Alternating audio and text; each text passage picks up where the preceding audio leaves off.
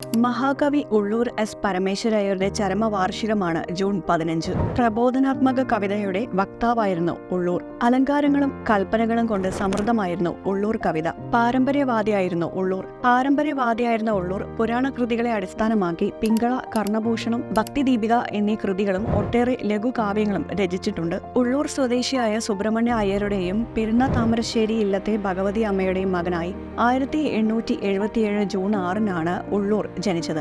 കവിത്രയത്തിൽ college വിദ്യാഭ്യാസം നേടിയത് ഉള്ളൂർ മാത്രമായിരുന്നു. മലയാളം, തമിഴ്, സംസ്കൃതം എന്നിവയ്ക്കൊപ്പം ഇംഗ്ലീഷിലും അദ്ദേഹത്തിന് പാണ്ഡിത്യമുണ്ടായിരുന്നു. പിന്നീട് MA-യും BL-ഉം പാസ്സായ ഉള്ളൂർ സർക്കാർ സർവീസിൽ തഹസിൽദാർ, മുൻസിഫ്, ദിവാൻ പേഷ്കാർ, ആക്ടിംഗ് ചീഫ് സെക്രട്ടറി എന്നീ പദവികളും വഹിച്ചു. 1937 തിരുവിതാംകൂർ സർക്കാർ അദ്ദേഹത്തിന് മഹാകവി പട്ടവും കൊച്ചി രാജാവ് കവിതിലകൻ പട്ടവും നൽകി. കാശി വിദ്യാലയത്തിന്റെ സാഹിത്യഭൂഷൺ ബഹുമതിയും ബ്രിട്ടീഷ് സർക്കാരിന്റെ റാവു സാഹിബ് ബഹുമതിയും ലഭിച്ചിട്ടുണ്ട്. 1922 നവംബർ 9 രവീന്ദ്രനാഥ് ടാഗോർ തലസ്ഥാനത്തെത്തിയപ്പോൾ സ്വീകരണ സമിതിയിൽ മഹാകവി കുമാരനാശാനൊപ്പം ഉള്ളൂരും നേതൃസ്ഥാനത്തുണ്ടായിരുന്നു. തിരുവനന്തപുരം പബ്ലിക് ലൈബ്രറിക്ക് മുന്നിലെ പ്രതിമയും ജഗതിയിലെ മഹാകവി ഉള്ളൂർ സ്മാരകവുമാണ് തലസ്ഥാനത്ത് അദ്ദേഹത്തിന്റെ ഓർമ്മചിഹ്നങ്ങൾ.